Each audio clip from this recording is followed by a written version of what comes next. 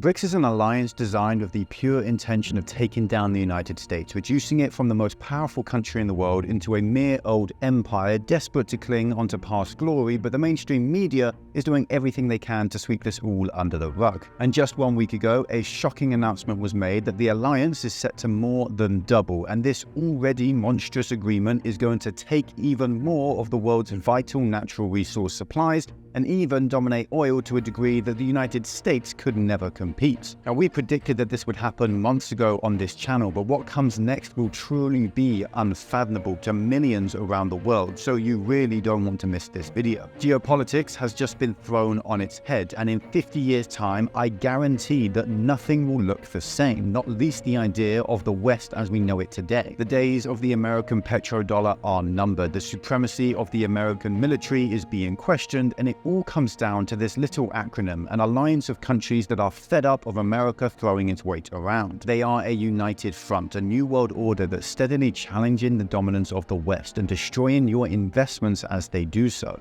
In the ever-twisting saga of global power dynamics, the last 5 years have seen a complex dance between America and Russia, two key players in the Brics versus America narrative. So let's take a quick stroll down memory lane. In 2016, accusations fly over Russia's alleged interference in the US presidential election, sparking a frosty start to this 5 years of turmoil. And while it is now clear today that this alleged interference was not at all worth its salt, it turned relations between the two nations sour and set us on this destructive path. In 2018, a Russian traitor is attacked via a nerve agent in the UK, with an innocent civilian being killed in the process, sparking this conflict into something less cold and a little bit more hot. In 2021, Russian troops line up on the Ukrainian border for military exercises as America is tested for its support of Ukraine, which it had been training for a fight against the Russians ever since 2014. And then, as we all know, all hell breaks loose in 2022 as war breaks out. Russian troops stream into Ukraine, and the largest European land conflict since the Second World War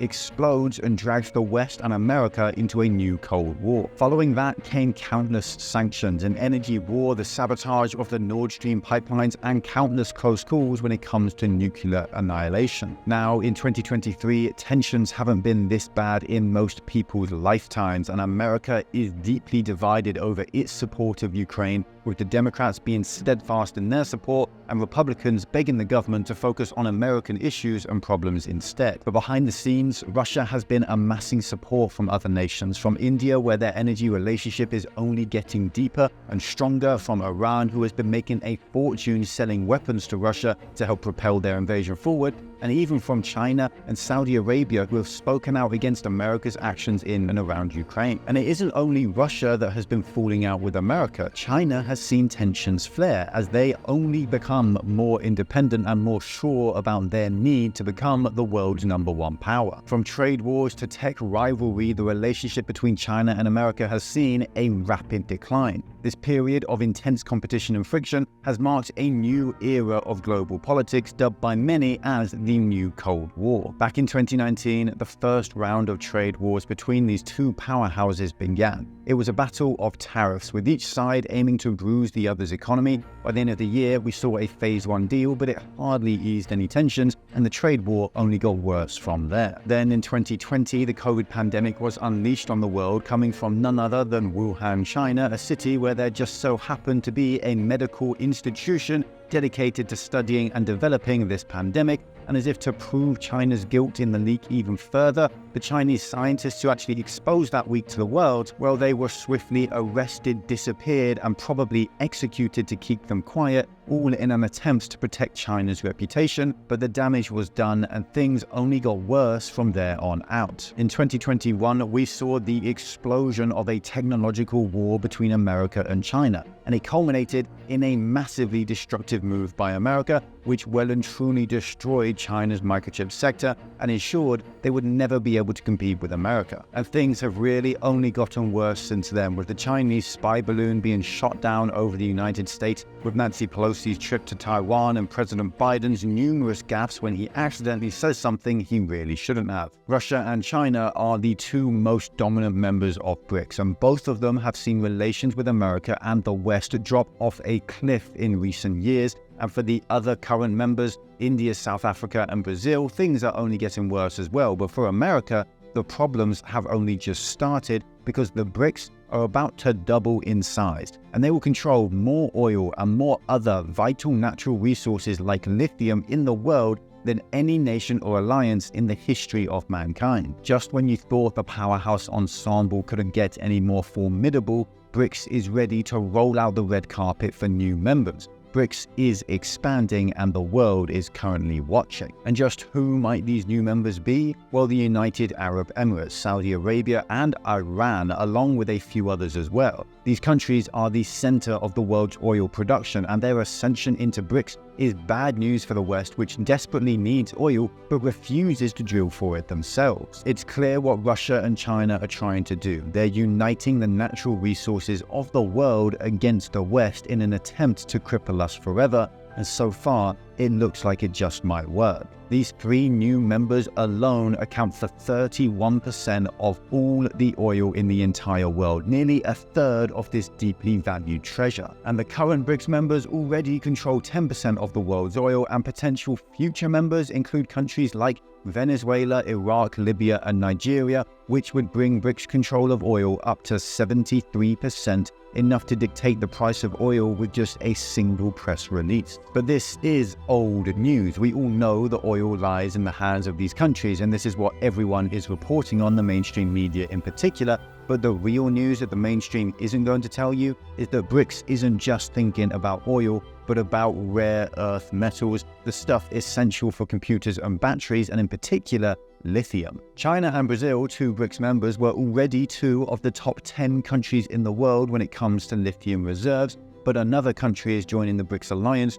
one that you probably didn't expect: Argentina. And it turns out that Argentina alone is sitting on top of 10% of the entire world's supply of lithium, making them as big a player in the lithium game as the UAE is in the world of oil. 2.2 million tons sits under their dirt, enough to run the entire world's needs for decades into the future. And now they sit against the United States, aligned with America's mortal enemies, Russia and China instead. Imagine a gold rush, but instead of gold, it's lithium, a silvery white alkaline metal that has been causing quite a stir in the global market. Over the last decade, the demand for lithium has skyrocketed for a number of reasons. Lithium is a key ingredient in rechargeable batteries, which have exploded in popularity and are only going to get bigger as we move forward. This makes it crucial for the EV revolution, which, as we all know, is well on its way, no matter how much millions of us love a good old-fashioned normal car. As the world shifts away from fossil fuels, the demand for EVs and consequently lithium will only rise, and by ridiculous amounts as well. But it isn't just EVs and Teslas. The renewable energy sector relies incredibly heavily on lithium as a whole. Solar panels and wind turbines desperately need lithium-ion batteries for energy storage,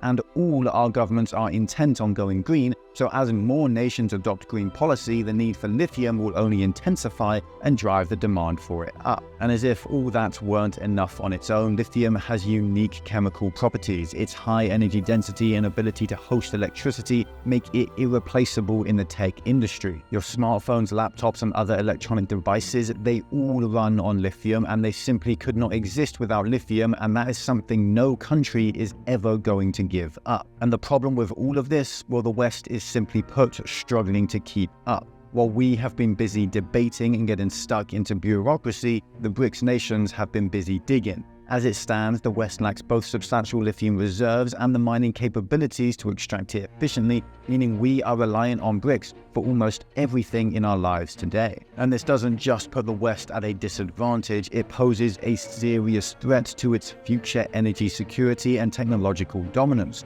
We've already seen Russia try and mostly succeed to turn the world of oil against America, and we know for a fact that they will try to do the exact same thing for electronics and batteries as well. But this is where things stop looking bad and actually start to look brilliant, at least for us, because the West knows that it's on the back foot when it comes to lithium. It knows that we need to act, and it's finally starting to, which surprisingly enough gives us an opportunity to invest in the vital national security issue help drive the expansion of the West's production of lithium, and even make money as we do so. The United States and Canada in particular actually have substantial lithium reserves, about 3% of the world's supply each, and they're finally making moves to extract those reserves to reduce our reliance on the Brics nations, because right now, huge swathes of the West are practically slaves to our requirements for these materials.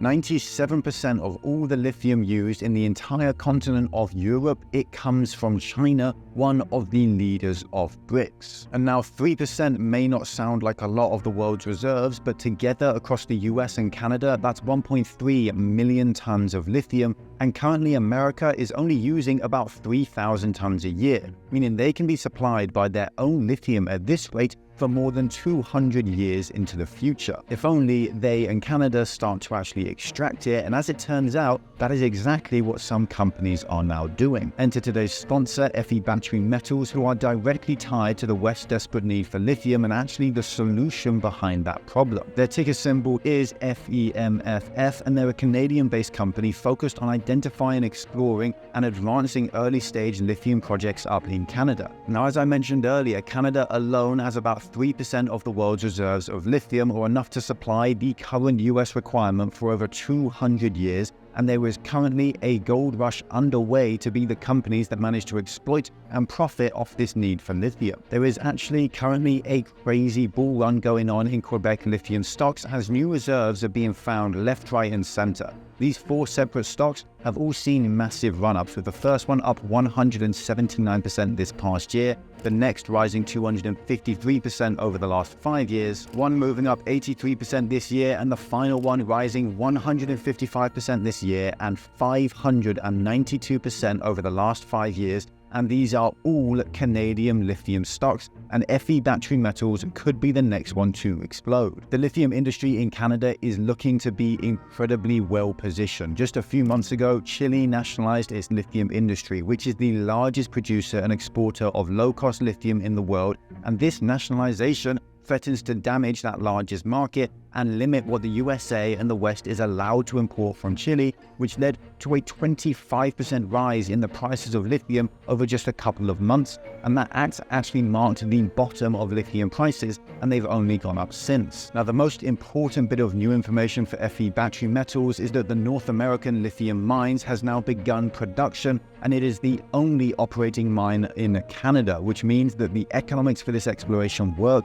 And on top of that, FE Battery Metals' land package lies right next to this operating mine, meaning it's a prime acquisition target if they find the amounts of lithium they need, because the infrastructure is already in place. Now, we've been speaking a lot about mining and prospecting companies recently, and for good reason. Just one new discovery or a bit of new data that shows resource counts to be above what was previously thought, and the stock price can literally double overnight. And that's an opportunity you just don't get with most stocks. Now, I'm obviously not saying this is going to happen with FE Battery Metals, as I can't predict the future, no one can, but they are very well placed to perform in this industry, and this map here shows where FE Battery Metals are looking for lithium right now, and this part here shows where there are already top-tier lithium mines operating. And on top of that, FE Battery Metals is stacked with some serious talent, including Jody Gibson, who was the project manager for Underworld Resources Inc. when they discovered the Golden Saddle and Arc deposits, which were sold in 2010 for $139 million.